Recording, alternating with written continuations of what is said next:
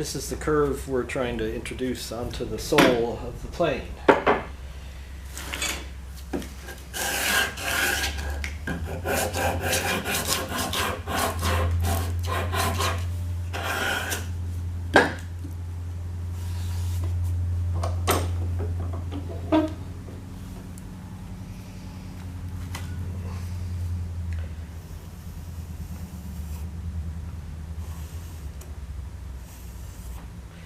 Got the iron in it, and I've got the wedge tightened in very well so it's not going to change shape once I really get ready to work. The iron is back.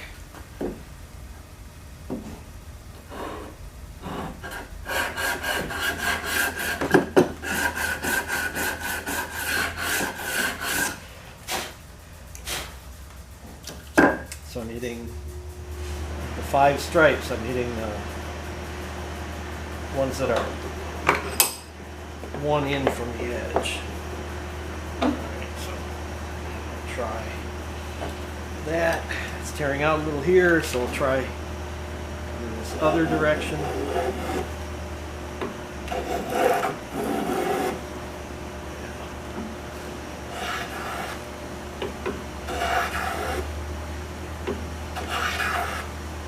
Like it doesn't take much.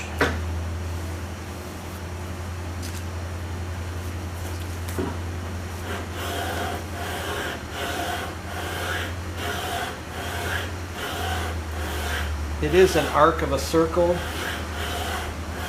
so it shouldn't matter what part of it I'm using.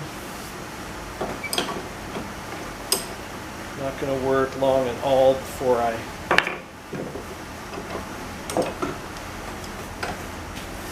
stop to test.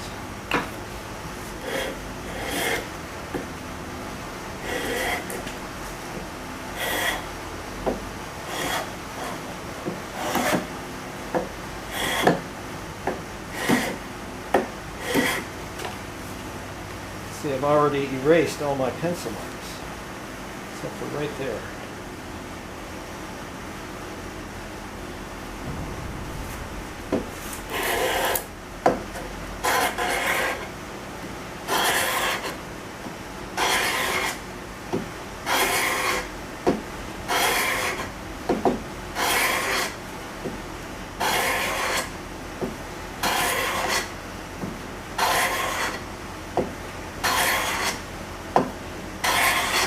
One thing I like about this concept is that once I'm done with this project, this is a scrub plane and I'll still be able to use it for its intended purpose.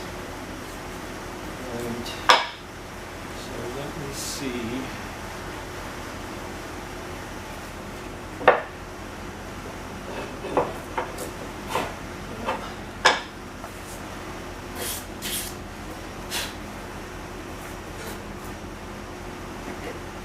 Yep, that's a very, very gentle arc. And so this iron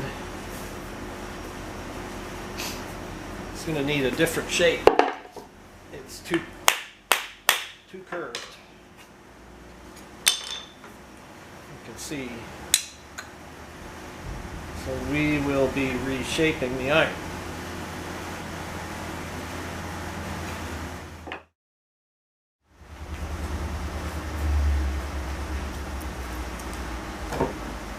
So to know what the shape is that we want to do this, actually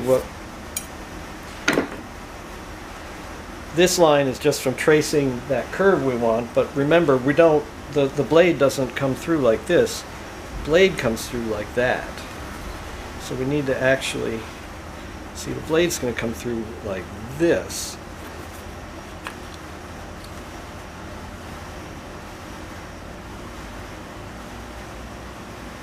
And I can tell, you probably can't tell, we actually need to take off less than that line indicates. So I don't know if I can perhaps scribe this. Now there we go. By holding this scribe parallel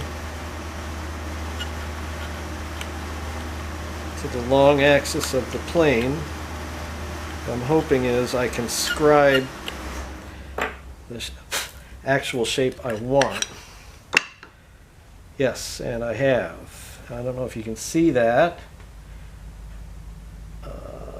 Slightly more of a curve, and that's weird. Let's try that again. That's right there. That's right there. Oh. Maybe actually hold it in position so it. There. All right.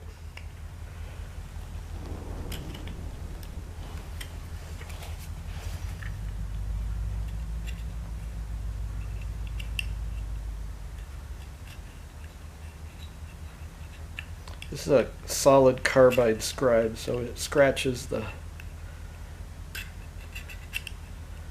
steel quite easily. All right.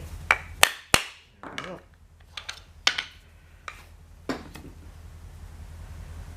Yes. Okay, now I have a very clear line to follow. I don't know if you can see it. It's actually behind that.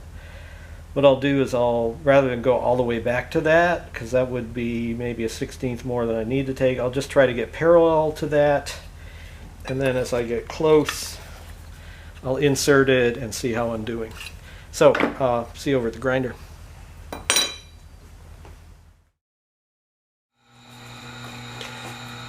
You know what, you guys, you don't need to see a video of a guy grinding. If you want, you can go anywhere else on YouTube. I'm using a Tormek, so go ahead and look at what people do with the Tormek. But what I'm doing here, since this is a curve I'm trying to meet, this C-clamp is going up against the tool rest so that I can pivot, and it's very, very close to the radius I'm trying to get. And the one thing I would like to show you is this. This is the #1 trick for trying to do things freehand with any kind of grinder, really. I'm using a Sharpie to ink the whole thing, and then when you go and grind, just for a second, the Sharpie gets erased where you're working, and you can see where you're actually grinding. So I'll be right back.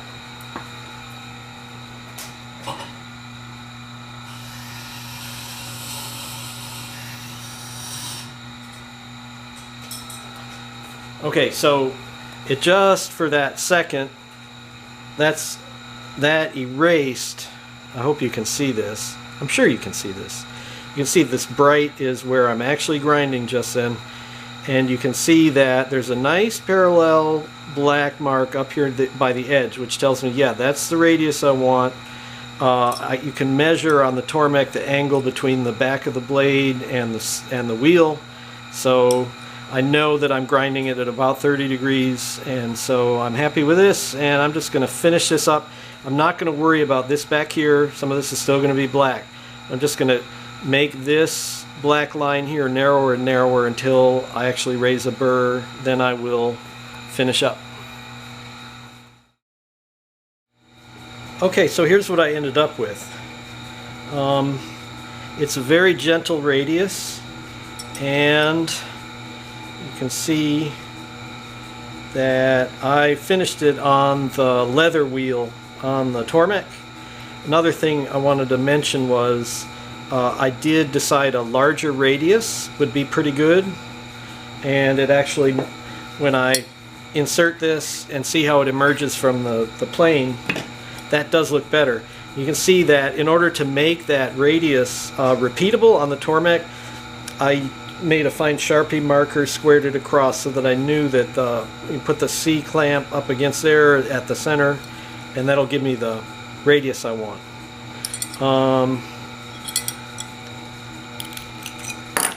So I don't know if you'll be able to see this, but what I ended up with is, maybe you'll be able to see this. Let's see, that's about where I want it. Yeah, I'm pretty happy with that. and I'm hoping you'll be able to see that. Also, this is not something that obviously is covered in the Tormek instruction manual because they want to sell you their jigs. I don't know which of their jigs would be good for doing this, but this is a good thing to know you can do on the Tormek. I wonder, are there any other how-to videos about the Tormek on YouTube that don't actually show the Tormek? Although you can hear it obviously in the background.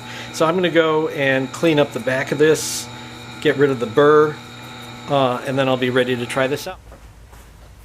Okay, so I did clean up the back. It had never been done before. I also, where I had the mark for putting the C-clamp on the Tormek, I have scribed this with a carbide scriber, so when I want to go back to the Tormek again for this blade, which I won't for a long time, I'll be able to do that, replicate that radius.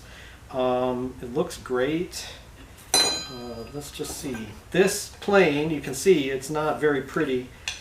It was a scrub plane that was a sort of $5 junk shop find my dad found years ago. And I already had a scrub plane, and so I didn't feel I needed it, but I hung on to it, and today it turned out to be handy. I'm going to set this up initially to take a pretty aggressive cut. Okay, so let's give it a try here. Oh no, that's too aggressive. Too aggressive. Better. Better.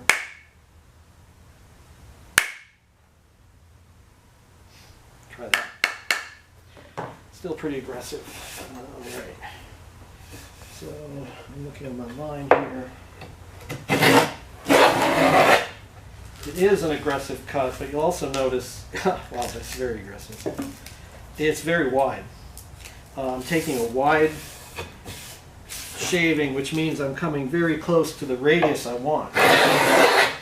Some of you intelligent viewers are no doubt saying, well, why didn't you, when you set out to make this lid, make it exactly the curve you wanted? I came as close as I could, but I need some fine tuning. You can see here in the background I've already made the mate of this box. And when I was tuning it up, the coopering plane that I had to do that with was a much steeper radius. And so I could reach the curve I wanted, but it took a lot of additional work to remove the very choppy little radius cuts that the coopering plane made. You can see very major difference in the radii, so happy here. So hang on to those junk shop finds. Oh, and I am starving. When is lunch?